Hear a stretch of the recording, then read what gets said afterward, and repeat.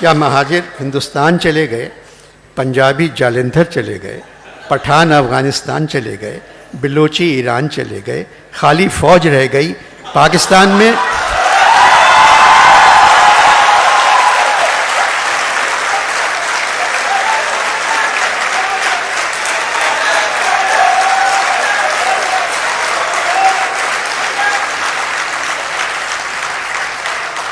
दूसरे दिन मैं अपनी मकबूलियत की माफ़ी मांगने मीर साहब के घर गया।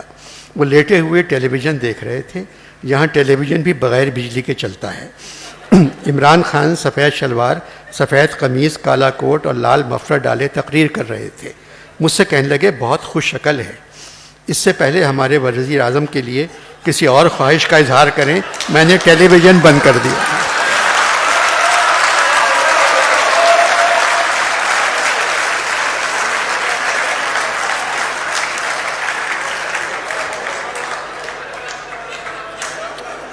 मैंने टेलीविज़न बंद कर दिया। कहने लगे, इमरान है कैसा? मैंने कहा, न्याज़ी है मगर न्याज़मंद नहीं। अकल है मगर अक्लमंद नहीं। फिक्र है मगर फिक्रमंद नहीं। दौलत है मगर दौलतमंद नहीं। मीर की कुल्लियात जो मैं तरतीब दे रहा हूँ तकरीबन मुकम्मल हो चुकी है। मीर साहब चाह रहे हैं तुम इस किताब का नाम बताओ। मैंने कहा, क़िबला आप अनवर मकसूद के घर एक मरतबा गए हैं, मैं 1000 मरतबा जा चुका हूँ। वो ऐसा नाम बताएगा जिसके कई मतलब निकल आएंगे। कहने लगे, वो मुझे तुमसे ज़्यादा जानता है, मेरी इज़्ज़त करता है और मुझे शायरों का खुदा मानता है। फिर मैंने हिम्मत करके जो नाम तुमने पिछले ख़त में लिखा था वो बता दिया। मैंने कहा, अनवर मकसूद चाहता है आपकी कुल्लियात का नाम ख़वातीन व हज़रात होना चाहिए। उचक के बैठ गए। मैंने गुपक लिया वरना पलंग से गिर जाते। बोले, कुल्लियात का नाम ख़वातीन व हज़रात? मैंने बताया, अनवर ने लिखा था 2000 अशार ख़वातीन के बारे में, 2000 अशार हज़रात के बारे में। कहने लगे, अब नाम समझ में आया, रख दो। टेलीविज़न लगाया। इमरान की तकरीर ख़त्म नहीं हुई थी। ज़ोर से अपना एक मिसरा पढ़ा, अल्लाह रे क्या नमक है आदम के हुस्न में भी। मैं खुदा हाफिज़ कह के चला आया। अपने क्वार्टर पहुंचा। नींद करीब आने का नाम ही नहीं ले रही थी।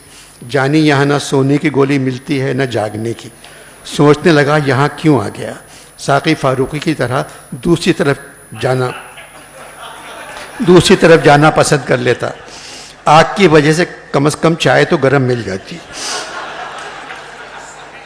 कुछ दिन पहले मगरिब के बाद फैज़ साहब से मुलाकात हुई। कहने लगे, पाकिस्तान में तब्दीली आ गई है। मैंने कहा, मुझे मालूम है, अब लाहौर में मेला चरागां की जगह फैज़ मेला होता है। कहने लगे, अदबी तब्दीली की नहीं, हम सियासी तब्दीली की बात कर रहे हैं, नए पाकिस्तान की। मैंने पूछा, क्या मतलब नया पाकिस्तान? क्या महाजिर हिंदुस्तान चले गए?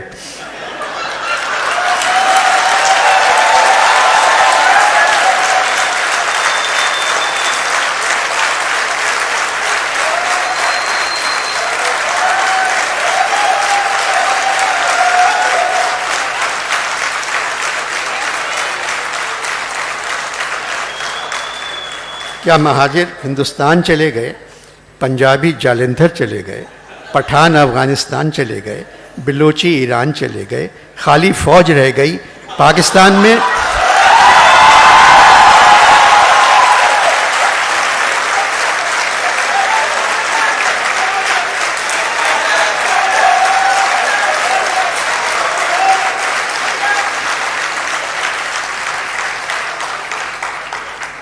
खाली फौज रह गई। पाकिस्तान में वो तो शुरू से थी, फिर नया पाकिस्तान कहाँ से आ गया? नाराज हो गए और चले गए। जानी ये खुद फौज में कर्नल रह चुके हैं। जानी नया पाकिस्तान सिर्फ एक तरह बन सकता है। तुम इमरान खान से कहो पुराने पाकिस्तान को मलिक रियाज को भेज दे।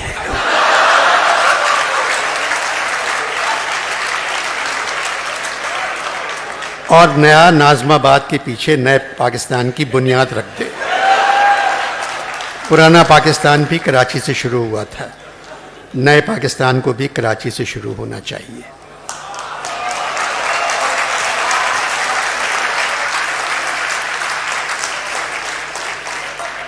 तुमने ख़त में लिखा था तुम्हें एक फंक्शन में शायरी और सियासत पे बात करना है।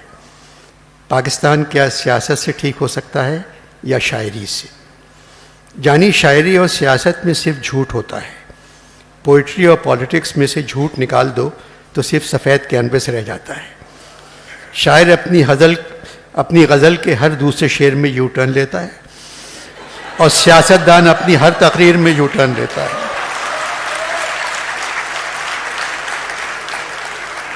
बस एक बात ज़रूर कह देना, अच्छे शायर के लिए अच्छा इंसान होना ज़रूरी नहीं है, मगर हर बड़े सियासतदान के लिए अच्छा बेईमान होना बहुत ज़रूरी है। इमरान ईमानदार हैं, इसीलिए मुश्किल में हैं।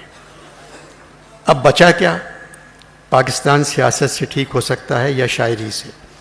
कायदे आज़म बहुत बड़े सियासतदान थे, अल्लामा इक़बाल मुहब्बे वतन थे और बड़े शायर थे।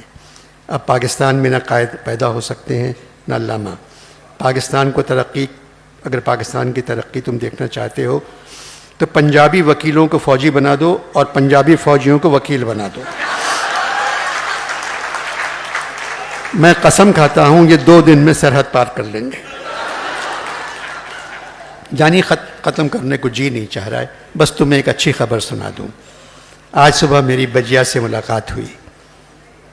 शहद की नहर के किनारे बैठी क्यारियों में फूल लगा रही थी। 10-15 हूरें उनके साथ थी। मुझे देखकर खड़ी हो गईं और दोनों हाथ फैलाकर कहा, इधर आओ बेटे, कैसे हो, किधर हो, कहाँ हो? भाई तुम अपनी सेहत का ख्याल रखो।